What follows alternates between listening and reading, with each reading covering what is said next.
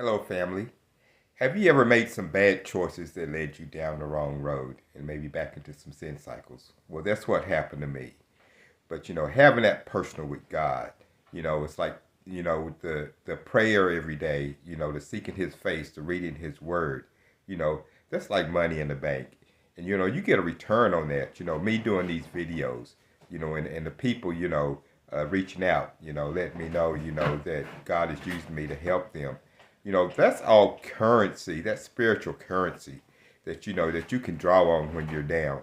So just like with me, uh, I chose, to keep seeking God's face, even though I didn't feel worthy. And, God, let me know yesterday He's still with me, and so, when you choose to have a personal, ooh, Holy Spirit, when you choose to have a personal with God, you know, you might fall. It like I said, a righteous person will fall 7 times, but we keep getting back up. So this isn't an easy ride, being a child of God and choosing to move in love. There's still work I have to do. There's amends I have to make.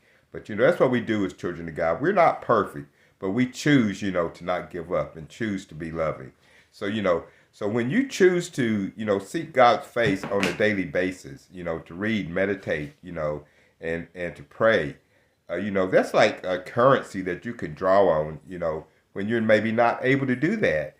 Just like I say, God let me know yesterday, He's still with me because, I wasn't feeling worthy. So, that's the best decision that you can make is to seek God's face on a daily basis because that's like putting money in the bank and you can draw on that, when you need it. Because if you haven't, been seeking His face, you know, it's going to be hard, if you don't have personal with Him and you go through a hard time, then it's hard to, reach out to Him. Just like it was hard for me to reach out to Him, with the guilt, and the shame.